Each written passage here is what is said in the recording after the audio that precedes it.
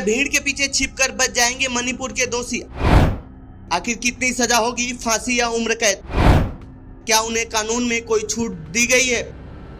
भारत के पूर्वोत्तर का गहना कहे जाने वाले राज्य मणिपुर में पिछले 2 महीनों से ज्यादा समय से जातीय हिंसा जारी है। करीब इस हिंसा में अब तक 150 से ज्यादा लोगों ने अपनी जान गंवा दी है। यहाँ हिंसा इस कदर जारी है कि पिछले 2 महीने से लगभग हर रोज कुछ न कुछ हो रहा है, लेकिन सरकार इस पर रोक लगाने में पूरी तरह फेल रही है। इस जारी हिंसा में सभी घटनाओं को भीड़ की शक्ल में अंजाम दिया जा रहा है। भीड़ हमला कर रही है, भीड़ बवाल और हिंसा कर रही है। भीड़ ही गैंगरेप जैसे मामलों में आरोपी भी बन रही है।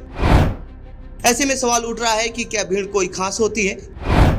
क्या उसे कानून में कोई छूट दी गई है?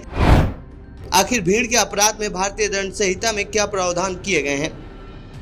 तो आइए जानते हैं इस रिपोर्ट में क्या है पूरा मामला।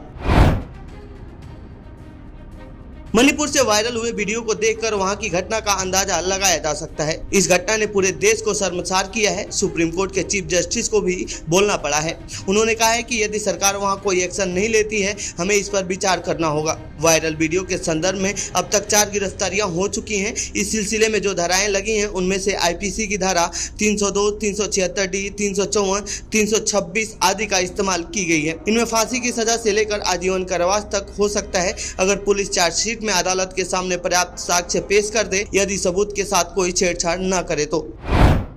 आईपीसी की धारा 302, इसका मतलब होता है हत्या। इसमें आजीवन कारावास से लेकर फांसी की सजा संभव है।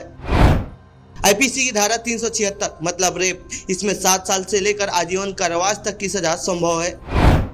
आईपीसी की धारा 376D मतलब गैंगरेप, इसमें कम से कम 20 साल का कठोर कारावास तथा अधिकतम आजीवन कारावास संभव है। आईपीसी की धारा 376D भी, इसका मतलब 12 साल से कम उम्र की बच्ची से गैंगरेप, इस मामले में कम से कम आजीवन कारावास और अधिकतम मृत्युदंड तक की सजा संभव है। आईपीसी की धारा 436 मतलब आवासीय परिसर में आगजनी, इसमें कम से कम 10 साल और अधिकतम आजीवन कारावास तक की सजा संभव है। आखिर भीड़ के अपराध में कानूनी क्या प्रावधान है? यदि 2 या 2 से ज्यादा लेकिन 5 से कम व्यक्ति किसी अपराध को सामान्य इरादे से करते हैं तो उस अपराध में शामिल सभी लोगों पर धारा 34 के तहत एक्शन लिया जाता है। प्रत्येक व्यक्ति उस अपराध को करने का जिम्मेदार होता है। इस सामान्य इरादे के साथ अपराध यानी 2 या 2 से ज्यादा लोगों का किसी अपराध को करने के लिए एक जैसा इरादा होना, सभी द्वारा पहले से ही प्लान बनाकर उस अपराध को करना शामिल है। सभी को अपराध के सजा के प्रावधान अनुसार समान सजा मिलेगी, यानी मणिपुर के सभी गुनहगारों को समान सजा हो सकती है।